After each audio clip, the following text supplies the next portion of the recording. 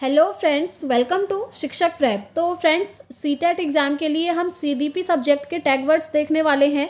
जैसा कि आप देख पा रहे होंगे, देखिए ये जो टैग वर्ड्स हैं ना, आपको बहुत ज़्यादा हेल्प करेंगे फ्रेंड्स। ये जो टैग वर्ड्स हैं, इनकी हेल्प से आप इतना अच्छा स्कोर कर पाएंगे ना, भले ही आपने थियरीज़ या फिर जो कंटेंट वाला पोर्शन है वो नहीं भी पढ़ा है सीटेट में, तब भी आप इन टैग वर्ड्स की हेल्प से बहुत अच्छा स्कोर कर पाएंगे। ये आप देख पा रहे होंगे, ये जो टैग वर्ड्स आप देख रहे हैं, पॉजिटिव और नेगेटिव टैग वर्ड्स, ये तो आप अपनी सीडीपी की पेडागोजी में यूज़ करेंगे, ठीक है, जो आपकी 15 मार्क्स की पेडागोजी आती है। एंड ये जो ऊपर के टैग वर्ड्स आप देख रहे हैं, इनको आप यूज़ करेंगे जो 15 मार्क्स का आपका कंटेंट वाला पोर्शन आता है। तो देखिए, कंटेंट के लिए भी मैंने आपके टैग वर्ड्स करवाए हैं और साथ में पेडागोजी सेक्शन के लिए भी अभी मैं आपको अच्छे से एक्सप्लेन करके बताऊंगी कि किस तरीके से आपने इनको यूज़ करना है। देखिए, हम सारे ही सब्जेक्ट्स का देखेंगे। सबसे पहले हम सीडीपी से स्टार्टिंग कर रहे हैं। आज हम सीडीपी सब्जेक्ट के टैग वर्ड्स देख रहे हैं। ये पेपर 1 और पेपर 2 दोनों में इक्वली आपको हेल्प करेगा। इसके बाद Hindi, English, Sanskrit, maths and SST science, सभी के टैग वर्ड्स मैं आपको 1 बाय 1 करवाऊंगी, ठीक है। आप चैनल से ज़रूर जुड़े रहिएगा, क्योंकि देखिए फ्रेंड्स, ये जो टैग वर्ड्स हैं ना, इन्हीं की हेल्प से, इसी स्ट्रेटजी के साथ मैंने भी पढ़ाई करी थी और मेरे सीटेट के दोनों पेपर अभी क्वालिफाई हैं। तो इसीलिए ये ट्रिक मैं आप लोगों के साथ भी शेयर कर रही हूँ। बहुत अच्छी ट्रिक है फ्रेंड्स, इसकी हेल्प से आपका सीटेट आराम से निकल जाएगा और आप बाद में खुद कहेंगे एग्ज़ाम देने के बाद कि यस, ये जो टैग वर्ड्स हैं, इनकी हेल्प से मैंने बहुत अच्छा स्कोर किया है। तो चलिए, विदाउट वेस्टिंग टाइम हम स्टार्ट करते हैं टैग वर्ड्स को समझना। सबसे पहले जो कंटेंट के लिए आप यूज़ करेंगे वो मैं आपको क्लियर कर देती हूँ। देखिए, कंटेंट आपका 15 मार्क्स का आता है, तो ठीक है, इस कंटेंट में आप इन टैग वर्ड्स को कैसे यूज़ करेंगे देखिए।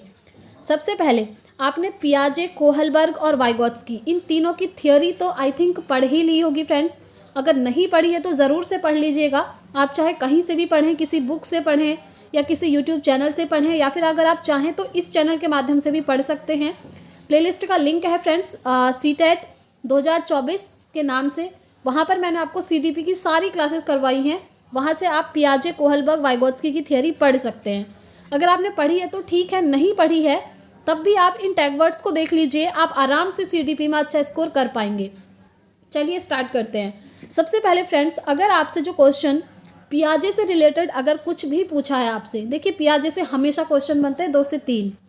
तो जब आपसे पियाजे से अगर कोई क्वेश्चन पूछा होगा और उस क्वेश्चन के जो ऑप्शन रहते हैं ना 4, उनमें अगर आपको कहीं दिख रहा है आत्मकेंद्रित वार्ता लिखा है, या खोजकर्ता लिखा है, या सक्रिय लिखा है, या जिज्ञासु लिखा है, या ज्ञान का निर्माण लिखा है, या नन्हे वैज्ञानिक लिखा है, इनमें से अगर ऑप्शन में कहीं भी आपको कुछ दिख रहा है इनमें से, तो आप उस ऑप्शन को आराम से टिक कर दीजिएगा, क्योंकि वो ऑप्शन आपका एकदम राइट होगा। वहाँ पर आपको 1 नंबर मिल जाएगा फ्रेंड्स। ये बात हो रही है पियाजे की, क्योंकि आपने भी पियाजे की थियोरी पढ़ी होगी। वो क्या कहते हैं, वो कहते हैं कि बच्चे जो हैं नन्हे वैज्ञानिक हैं। वो कहते हैं बच्चे ज्ञान का निर्माण खुद करेंगे। वो कहते हैं बच्चे जिज्ञासु होते हैं, क्यूरियस होते हैं। और बच्चे क्या होते हैं, एक्टिव लर्नर होते हैं, यानी कि सक्रिय अधिगमकर्ता होते हैं। तो अगर इनमें से कोई भी चीज़ आपको दिख रही है उस क्वेश्चन के ऑप्शन में, पियाजे से रिलेटेड अगर क्वेश्चन पूछा है, तो वो ऑप्शन आपका बिल्कुल सही हो जाएगा। ऐसे ही नेक्स्ट आप देखिए कोहलबर्ग। कोहलबर्ग से रिलेटेड अगर आपसे कोई क्वेश्चन पूछा है और ऑप्शन में लिखा है नैतिक तर्कणा, तो उस पर आप आराम से टिक कर दीजिएगा। ये बिल्कुल सही हो जाएगा आपका और आपको 1 नंबर मिल जाएगा। ये टैग वर्ड है कोहलबर्ग की थियोरी के लिए। ऐसे ही नेक्स्ट आता है फ्रेंड्स वाइगोत्स्की। देखिए, वाइगोत्स्की, कोहलबर्ग, पियाजे, तीनों को अच्छे से पढ़िएगा, इन्हें बिल्कुल भी स्किप नहीं करना है। बट अगर आपको थियोरी नहीं पढ़नी है तो इन टैग वर्ड्स को याद कर लीजिए। अगर आपसे वाइगोत्स्की से रिलेटेड कोई क्वेश्चन पूछा है और ऑप्शन में लिखा है या तो वैयक्तिक वार्ता लिखा होगा, या समाज लिखा होगा, या परस्पर अंतःक्रिया लिखा होगा, या फिर सामाजिक योगदान लिखा होगा, इनमें से अगर ऑप्शन में कुछ भी लिखा है इन चारों में से, तो आप उसमें सीधा टिक कर दीजिएगा। यहाँ पर आपको भी 1 नंबर इसमें भी मिल जाएगा, क्योंकि ये बिल्कुल सही हो जाएगा। देखिए, वाइगोत्स्की की थियोरी आपको पता ही है। ये 3 चीज़ों की बात करते हैं। SCL, ये न्यूमोनिक मैंने आपको याद करवाया था। तो S मतलब society, C means culture, L for language, ठीक है।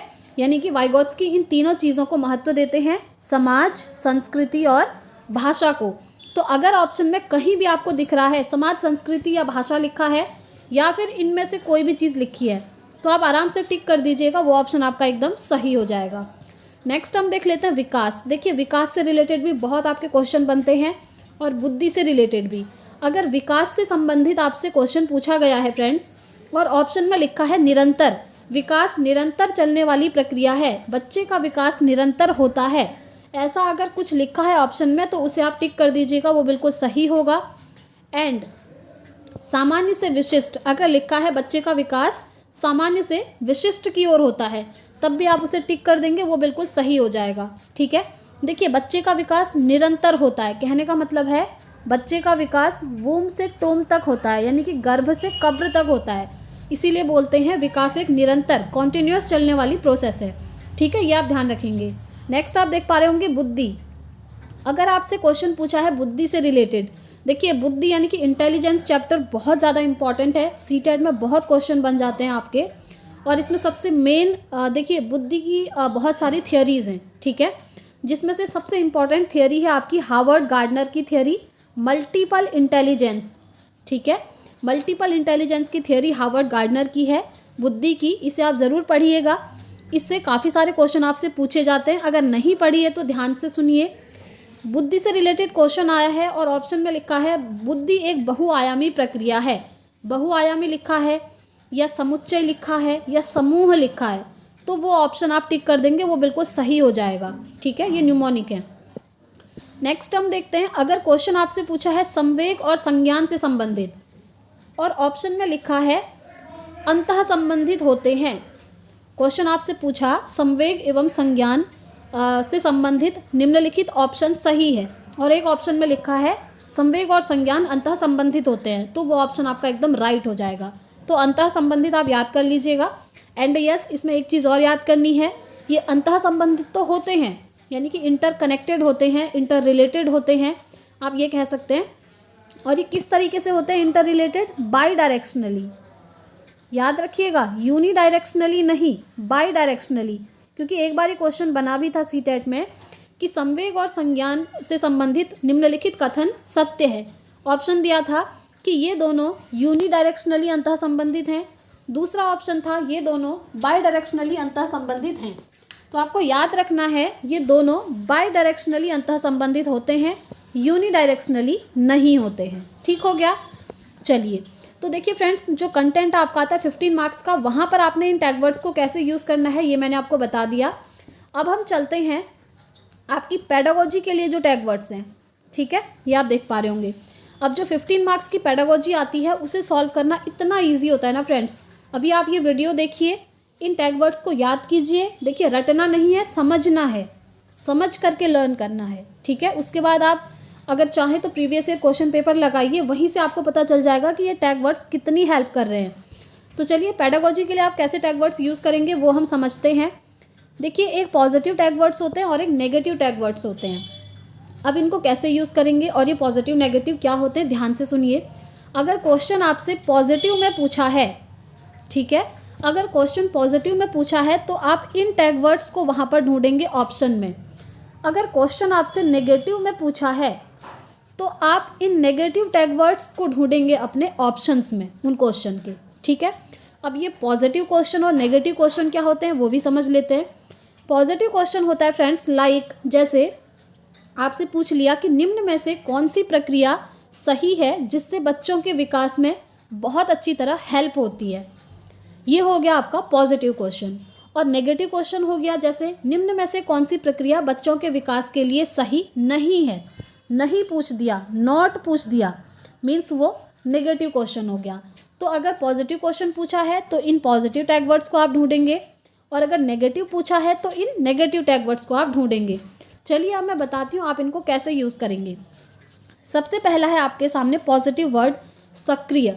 अगर किसी क्वेश्चन के ऑप्शन में लिखा है कि बच्चा जो है सक्रिय है, ठीक है, बच्चा सक्रिय है, एक्टिव होकर काम कर रहा है, तो वो आपका बिल्कुल सही हो जाएगा, वो ऑप्शन आप टिक कर दीजिएगा। ठीक है, नेक्स्ट है सहभागिता। अगर किसी ऑप्शन में आपको दिख रहा है सहभागिता, बच्चे जो हैं एक दूसरे के साथ कोलैब करके सहभागिता, सहयोगपूर्ण वातावरण में सीख रहे हैं, यानी कि सहभागिता अगर आपको किसी भी ऑप्शन में दिख रहा है तो आप टिक कर दीजिएगा, वो बिल्कुल सही होगा अगर क्वेश्चन पॉजिटिव पूछा है तो। ठीक है, नेक्स्ट है बाल केंद्रित।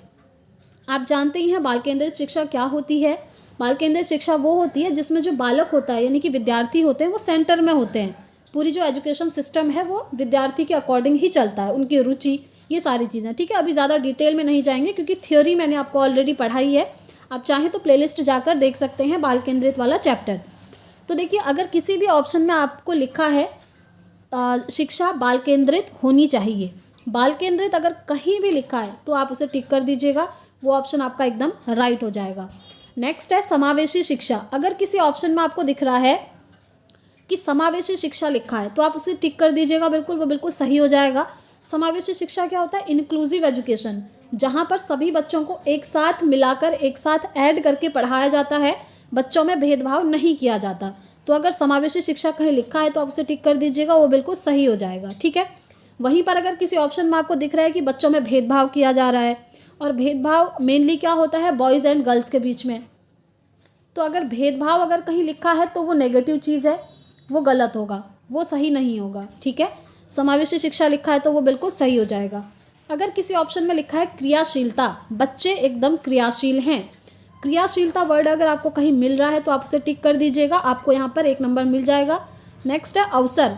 अगर किसी क्वेश्चन के ऑप्शन में लिखा है कि बच्चों को अवसर दिया जा रहा है, अपॉर्चुनिटी दी जा रही है कि बच्चे खुद को एक्सप्रेस करें, बच्चे खुद की लाइफ के बारे में बताएं, इस चीज़ को लेकर अवसर दिए जा रहे हैं, या किसी भी चीज़ को लेकर अगर बच्चों को अवसर दिए जा रहे हैं किसी ऑप्शन में, तो वो ऑप्शन बिल्कुल सही हो जाएगा। ठीक है, ये टैग वर्ड्स आपको वहाँ पर ढूंढना पड़ेगा। आगे बढ़ते हैं। नेक्स्ट है विविधता का सम्मान। अगर ऑप्शन में कहीं लिखा है विविधता का सम्मान, बच्चों की विविधता को सम्मान दिया जा रहा है, भाषा की विविधता को सम्मान दिया जा रहा है, तो इस तरीके का अगर आपको कहीं भी वर्ड दिख रहा है ऑप्शन में तो उसे आप टिक कर देंगे, वो बिल्कुल सही होगा। नेक्स्ट है सहारा देना। अगर सहारा देना कहीं आपको दिख रहा है ऑप्शन में लिखा है तो आप उसे बिल्कुल टिक कर दीजिएगा, क्योंकि वो बिल्कुल सही हो जाएगा। नेक्स्ट है बाल केंद्रित शिक्षा।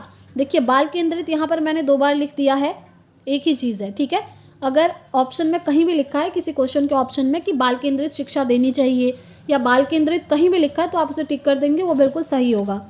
नेक्स्ट है सृजनात्मक कौशल, यानी कि क्रिएटिव स्किल्स। अगर कहीं ऑप्शन में लिखा है तो इसे भी आप टिक कर देंगे, ये बिल्कुल सही होगा। ये भी आपका एक पॉजिटिव टैग वर्ड्स है। ठीक है, बच्चे जो हैं उनके अंदर सृजनात्मक कौशल का विकास किया जा रहा है, ऑप्शन में ऐसा दे दिया तो वो बिल्कुल सही है, पॉजिटिव चीज़ है। ठीक है, तो ये बिल्कुल सही हो जाएगा। तो ये जो टैग वर्ड्स देखिए फ्रेंड्स आपने, ये पॉजिटिव टैग वर्ड्स थे। अब हम देखते हैं नेगेटिव टैग वर्ड्स को।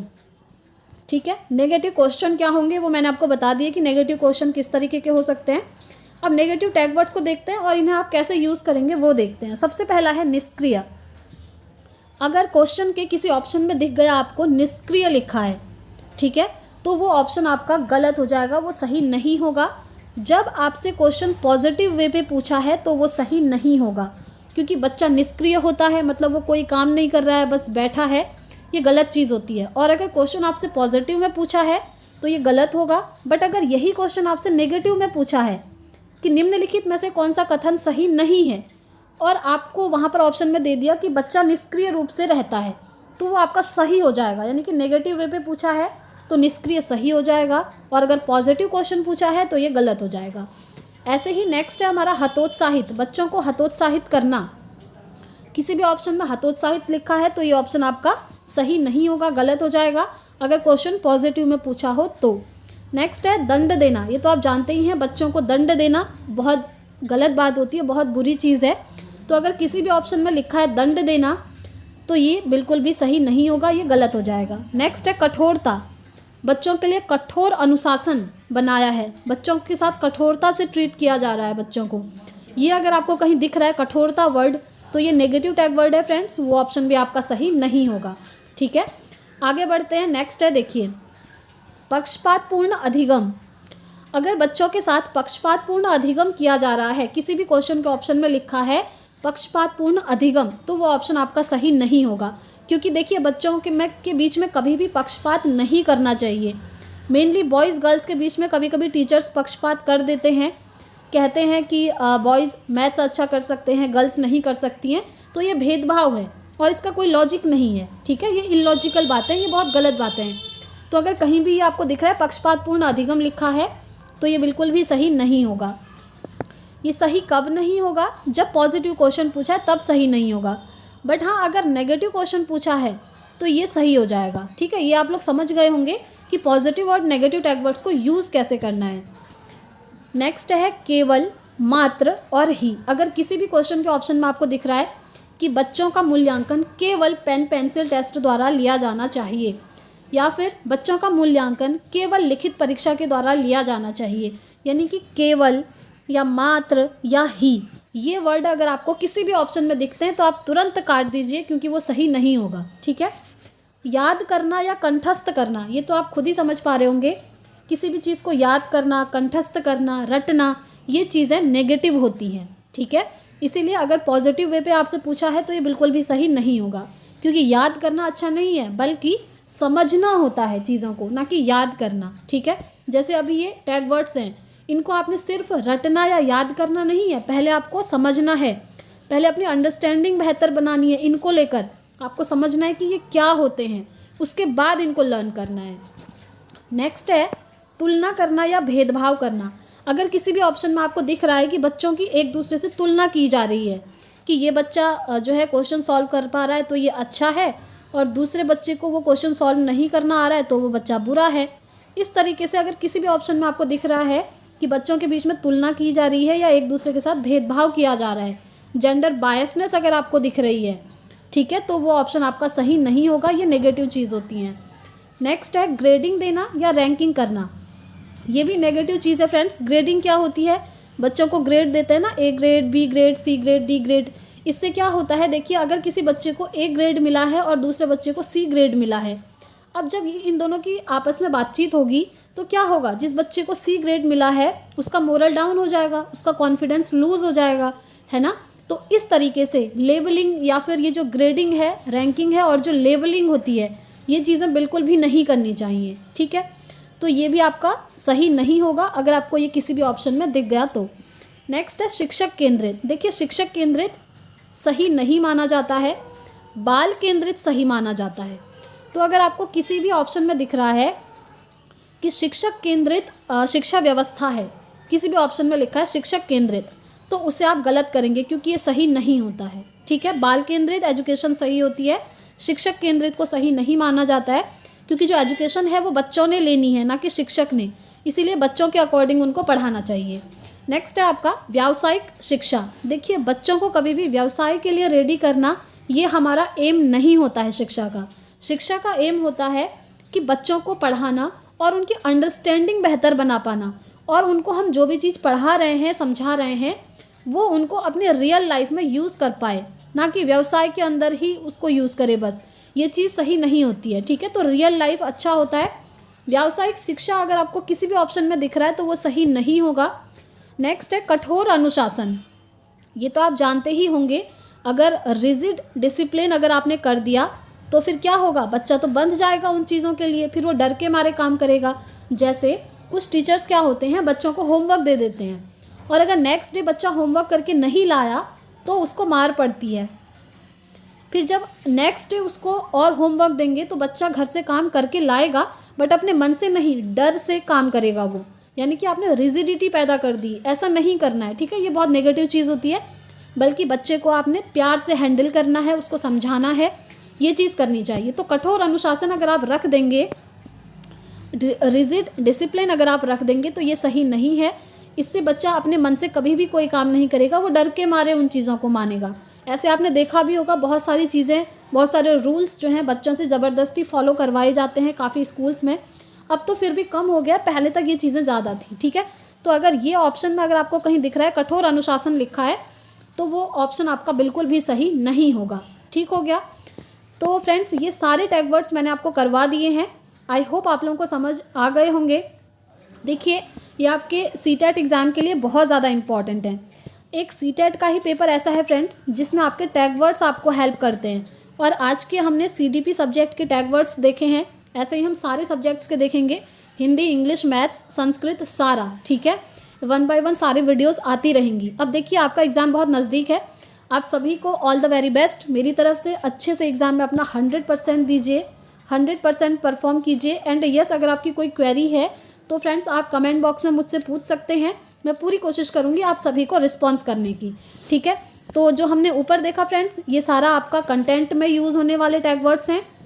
और ये जो 15 मार्क्स की आपकी पेडागोजी रहती है, आप जानते ही हैं पेडागोजी में पॉजिटिव क्वेश्चन भी होते हैं और नेगेटिव क्वेश्चन भी होते हैं। तो जो पेडागोजी का सेक्शन है 15 मार्क्स का, वहाँ पर आपने ये पॉजिटिव टैग वर्ड्स और नेगेटिव टैग वर्ड्स यूज़ करने हैं, ठीक है। क्वेश्चन पॉजिटिव में पूछा है तो इन टैग वर्ड्स को आप ढूंढेंगे, अगर क्वेश्चन नेगेटिव में पूछा है तो इन नेगेटिव टैग वर्ड्स को आप ढूंढेंगे, ठीक हो गया। तो आई होप आपको सारी चीज़ें समझ में आ गई होंगी फ्रेंड्स। इस वीडियो में इतना ही रखते हैं, मिलेंगे नेक्स्ट वीडियो में नेक्स्ट सब्जेक्ट के हम टैग वर्ड्स के साथ। तब तक के लिए thank you, bye bye, take care, all the very best.